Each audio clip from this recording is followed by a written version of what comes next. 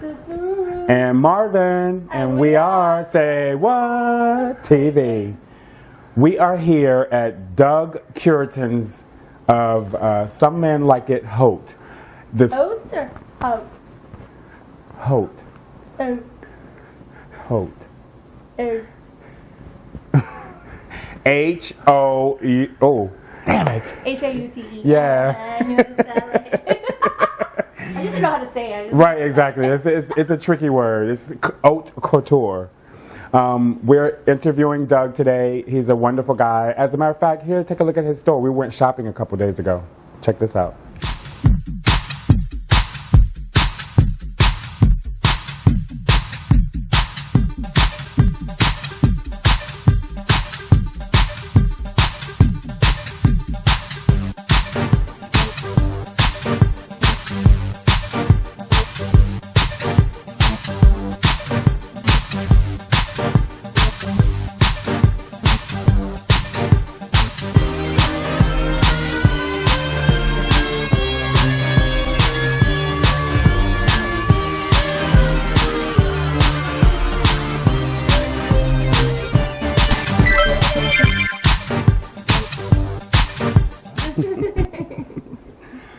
Hi, Doug. How are you? We're good. How are you? Good. Nice Well, seeing you again. Thank you for likewise. coming back, and welcome to my home. Yes, Oh, thank you for having us. You're beautiful. Thank you. Yeah, yeah. So what you been up to? Lots of fun things, traveling around, continuing to find new things for the shop downstairs for Some Men Like It Haute. Very good, you got it. We got right. it right. You absolutely got it right. Yes. Yes.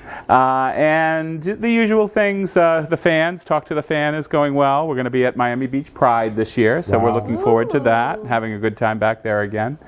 And yeah, just keeping all the other plates spinning. Yes. Yes. Awesome. So what got you into men's fashion? Initially, it was, for this particular project, was the fact that I had just finished recuperating from a kidney transplant. I had a kidney transplant about 4.5 years ago. Oh, wow. And I had a lot of time to think. So I don't know if viewers know this, but this is called a work-live unit. So I actually live upstairs and the store is right below us. Huh? So I decided I would try something that would fill a void, because there's lots of women's upscale designer consignment stores, but there's really none for men. So I decided to do Some Men Like It Haute, which is, again, we just had our 3rd year anniversary, actually. So Oh, wow. Excellent. Yeah. That's awesome. Congratulations. Yeah. Thanks. But fashion wasn't the first thing you started. No, I actually started in culinary school. I went to Johnson & Wales up in Rhode Island. I'm from Rhode Island originally, and was one of their first classes, actually, in 1975. Went there and loved it, had a great time doing it, but music actually called me a little stronger after the first year of culinary. I decided to go become a music teacher. Oh, wow. So enjoyed that, had a good time with it, and then finally got some jobs. And each time I got a job, there was kind of a cut in pay, or they were reducing the music department, because at that time it was the Reagan era, and they were really minimizing the importance of the arts. Right. So I went back to school and got a degree in human resource management and started working in higher education administration. I worked at Rhode Island College for many years in residential life and student life. And was very involved in helping develop leadership programs there and help students have a great experience on campus. I started to go to conferences and present some of the work I was doing at the school at the conferences.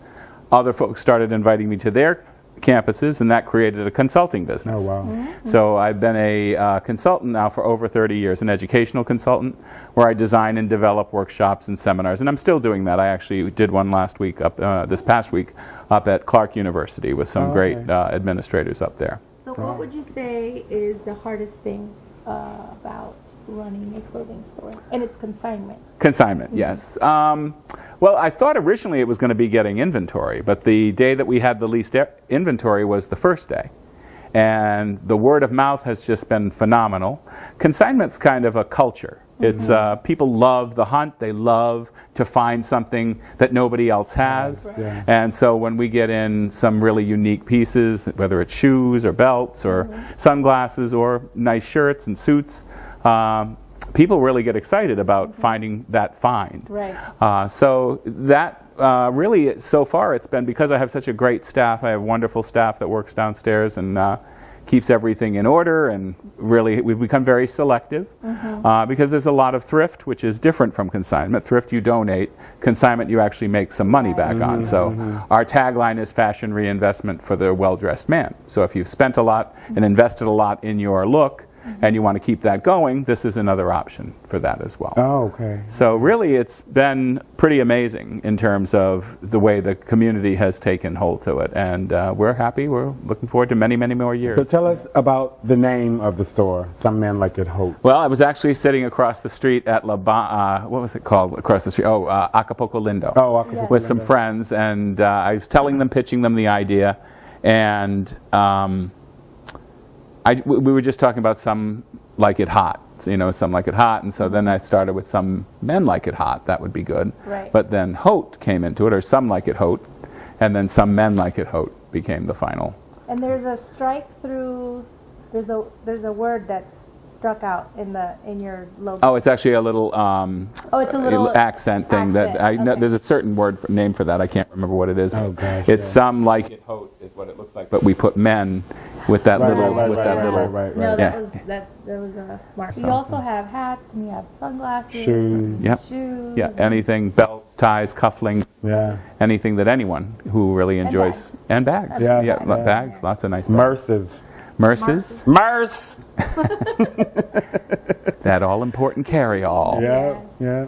So the fans. Yes, Tell me yeah. about your fans. Your fans. How did that come about? That came about, we all remember Ricky Lake and Talk to the Hand. Oh yeah. So I was watching some of those reality shows, and people started using more and more fans. And, just to throw some shade or some attitude. Right. And I just said, one day I just thought, well, that's like Talk to the Fan instead of Talk to the Hand. Oh, yeah. So I quickly Googled it to see if anybody had thought of it, Right. and nobody had.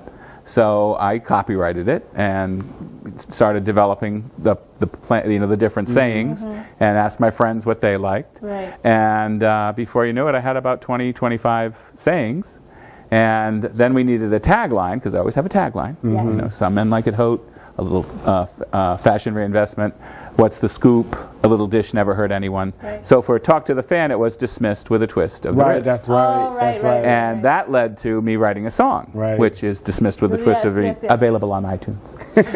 Available on iTunes. And there's a video with 3 of our local talented drag queens. Which you can see right here. Dismissed with a twist of the wrist. Talk to the fan. Dismissed with a twist of the wrist. Dismissed with a twist of the wrist. Talk to the fan. Dismissed with a twist of the wrist. I called Misty Eyes first because she has been such a great supporter and contributor to the community at large. Bobby Kaiser and I created Wicked Manners. I don't know if you know that. Oh, really? In 2007, we were the ones who came up with the Oh, wow, concept okay. for Wicked Manners, and we involved the city and the Pride Center.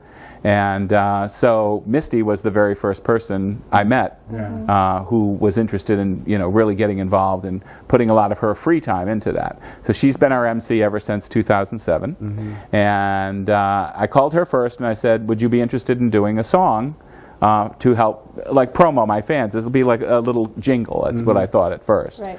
And then I started, writing out, the jingle, and then the jingle became song. lyrics, and then lyrics became a full song. Yeah. So then we thought, well, we might involve other folks, and Kitty Meow, Sean Palacios, was gracious enough to join us, and a brand new young man who had moved here from Tampa, Nathaniel Marshall, who was actually on American Idol. He was one of the really? finalists on American Idol. He was Nene Dominatrix.